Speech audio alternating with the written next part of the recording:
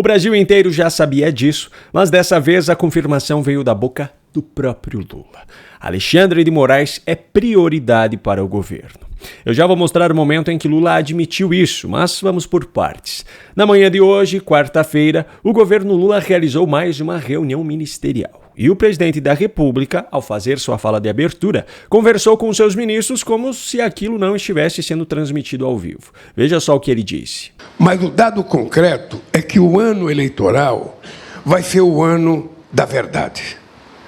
Ou seja, nós temos que criar a ideia da hora da verdade para mostrar quem é quem nesse país, quem faz o que nesse país, o que aconteceu antes, sabe, de nós e o que acontece quando nós chegamos ao governo.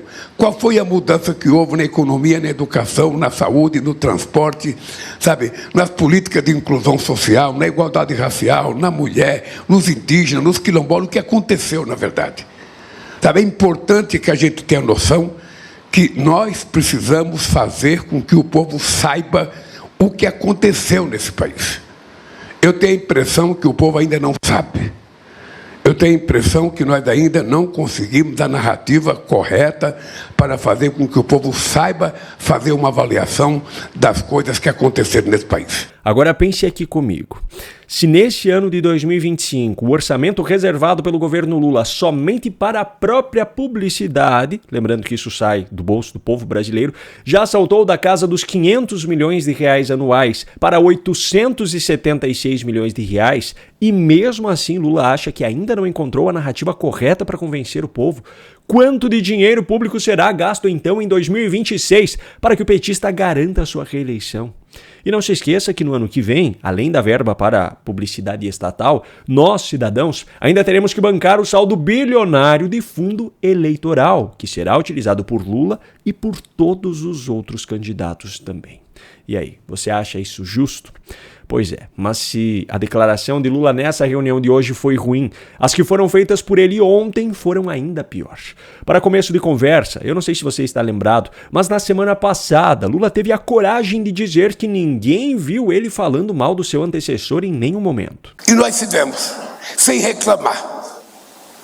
Vocês não me viram em nenhum momento xingando o outro, dizendo que o outro... Não, eu vim aqui para governar. Pois é, nessa quinta-feira, durante uma reunião de um dos conselhos do seu governo, ele veio com uma narrativa muito parecida. Acontece que nós fomos eleitos não para reclamar aquilo que não estava feito, a gente foi eleito para fazer aquilo que era preciso ser feito nesse país. Só que a cara de pau tem sido tanta que neste mesmo discurso, apenas um minuto antes, ele estava dizendo isso aqui. Por sinal, mais uma vez mostrando que não sabe o que significa a expressão dado concreto.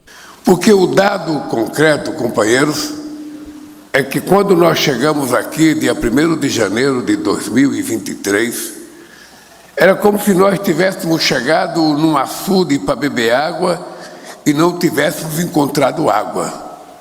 Nós tivemos que cavar outra vez para encontrar um pouco d'água.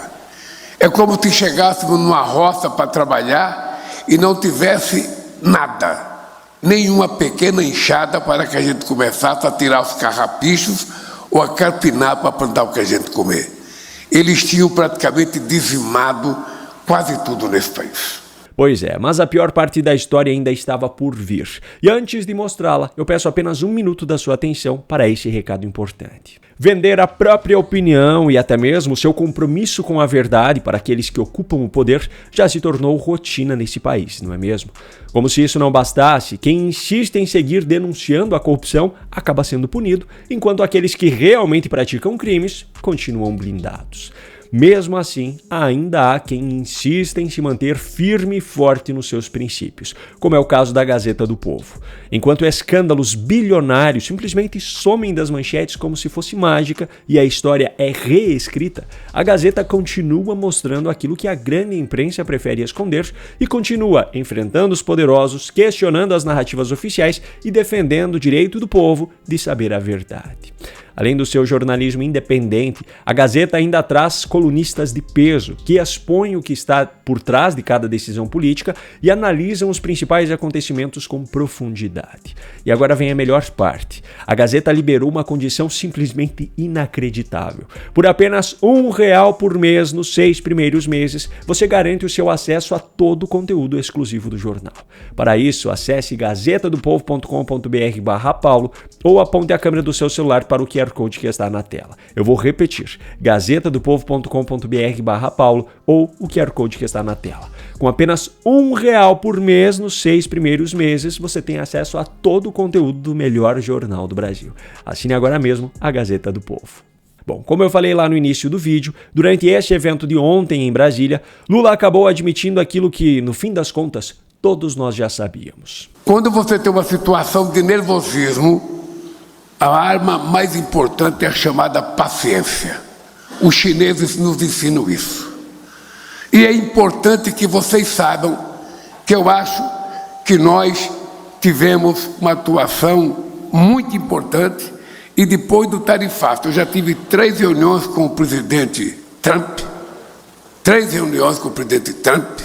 e nessas 3 reuniões a gente conseguiu ganhos para o Brasil em todas elas, inclusive com a parte da redução da taxação, e a coisa mais importante que foi tirar o nosso ministro Alexandre de Moraes da lei linguística dele lá, que é uma lei que pune pessoas. Pois é, todo mundo está comentando nas redes sociais sobre o nome que Lula usou, intencionalmente ou não, no lugar de Lei Magnitsky. Só que não tem ninguém falando, ou eu pelo menos não vi ninguém falando, sobre o detalhe mais importante nessa história. Lula fala, por exemplo, sobre as sobretaxas aplicadas aos produtos brasileiros, que é algo que afetou gravemente setores do país inteiro. Mas ele diz que o mais importante foi remover a sanção contra Alexandre de Moraes. Ou seja, Lula admite com todas as letras que Alexandre de Moraes está acima de todo o restante do Brasil na lista de prioridades do seu governo. E sabe o que torna essa história ainda mais irônica e inacreditável? Apenas alguns minutos depois, nessa mesma reunião dessa quinta-feira, ele estava repetindo essa narrativa. Bem, internamente, todos vocês sabem que nós ainda temos muito para avançar. Mas depois da experiência do golpe contra a presidenta Dilma Rousseff e depois do retrocesso que a democracia brasileira sofreu, eu já falei outras vezes sobre isso por aqui, mas nunca é demais relembrar.